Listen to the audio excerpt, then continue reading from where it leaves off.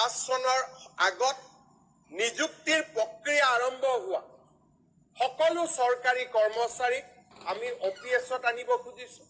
Operation blackboard আদিত নিযুক্তি দিয়া সেই সময়ত 30,000 ব্যক্তিয়ে directly benefited হ'ব। 30,000 employees will get OPS. UPS আহিব, যিটো পেনশন আজিও পাই আছো তাৰো আমি নিশ্চয় এটা প্ৰদান কৰিম। আৰু তাৰ লগে লগে অধ্যক্ষ মহোদয় প্ৰথমবাৰৰ বাবে আমি অসমত চৰকাৰী কৰ্মচাৰীসকলৰ কাৰণে কেছলেছ ট্ৰিটমেণ্টৰ অৱধাৰণাটো আৰম্ভ কৰিছো। মেডিকেল কলেজত যাব কেছলেছ ট্ৰিটমেণ্ট হ'ব, কেঞ্চাৰ হস্পিটেলত যাব কেঞ্চাৰ ট্ৰিটমেণ্ট হ'ব কেছলেছ। আৰু এই বছৰৰ ভিতৰতে মাদ্ৰাজ, দিল্লী, কলিকতাটো 3খন ডাঙৰ হস্পিটেলক আমি কেছলেছ ব্যৱস্থাত আনাৰ বাবে আমি প্ৰচেষ্টা কৰিম।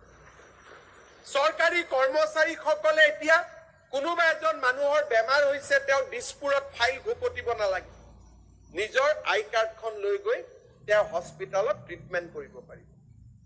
আৰু সেয়ে নহয়, NHM, SSA এইবিলাকত যিবিলাক কৰ্মচাৰীয়ে কাম কৰে তেওঁলোককো আমি 100% মেডিকেল ৰিইম্বাৰ্সমেন্ট দিয়াৰ বাবে সিদ্ধান্ত লৈছো। তেওঁলোকৰ ৰেগুলাৰাইজেশ্যন হ'ব নে নহ'ব? নহ'ব। ৰেগুলাৰাইজেশ্যন হ'ব নাই চাকৰিটো? নহ'ব, কাৰণ মানে আচল কামটো নকৰে আপুনি। মাননীয় চবতে আচল কামটো নকৰে, চাহ শ্ৰমিকৰ কাৰণে নকৰে, ছয় জনগোষ্ঠীৰ কাৰণে আচল কামটো নকৰে, ওপৰতে দুটামান পইচা দি দিব খালি। আপোনাৰ তাতে বান্দৰ কেঁকুৱা লাগি আছে নেকি চাওক, আপুনি উঠি আছে। গতিকে অধ্যক্ষ মহোদয়, যিজন মানুহৰ নিযুক্তি কন্ট্ৰেকচুৱেলক হয় সেই মানুহজনক ৰেগুলাৰ আমি কেনেকে কৰিম? কাৰণ ৰেগুলাৰ বুলি এডভাৰটাইজ কৰিলে তেতিয়া আৰু বহুত চোকালৰে আবেদন কৰিলেহেঁতেন। এপইণ্টমেণ্টৰ সময়ত যিটো হ'ব সেইটোৱে কৰিব লাগিব। এইবাৰো আমি টেটৰ টিচাৰক ৰেগুলাৰাইজ কৰিছো by calling them for another interview. আজি মই বুজাই দিছো, সদায় বিতৰ্কটো আহে। চন্দ্ৰমোহন পাটোৱাৰী আৰু মই দুইজনে BA পাছ কৰিছো, এডভাৰটাইজ কৰিছো কন্ট্ৰেকচুৱেল বুলি। গতিকে পাটোৱাৰী ডাঙৰীয়া তাত আবেদন নকৰে যে মই কন্ট্ৰেকচুৱেল নকৰো। কন্ট্ৰেকচুৱেল বুলি লৈ তেওঁ 10 বছৰ পিছত মই ৰেগুলাৰাইজ কৰি দিম।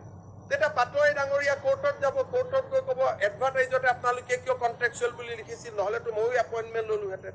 সেইকাৰণে সুপ্ৰিম কোৰ্ট অফ ইণ্ডিয়াৰ নিয়ম আছে যে কোনো কৰ্মচাৰী কন্ট্ৰেকচুৱেলক ৰেগুলাৰাইজ কৰিব নোৱাৰে without due process of law. তাৰ ব্যৱস্থা আমি কৰিছো। কন্ট্ৰেকচুৱেল কৰিব নোৱাৰো কাৰণে আমি চাকৰি 60 বছৰ কৰি দিছো।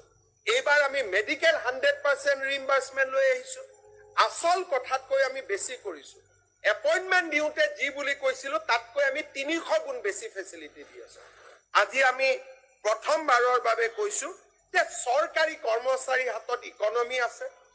1000 চৰকাৰী কৰ্মচাৰীক যদি আমি 1000 টকাকৈ দিওঁ, 4 লাখ কৰ্মচাৰীয়ে যদি কিতাপ কিনে, কিতাপৰ প্ৰকাশকসকলে এইবাৰ 40 কোটি টকা পাব। We are trying to trigger a economy. আজি এই ধৰণৰ দূৰগামী চিন্তা আমি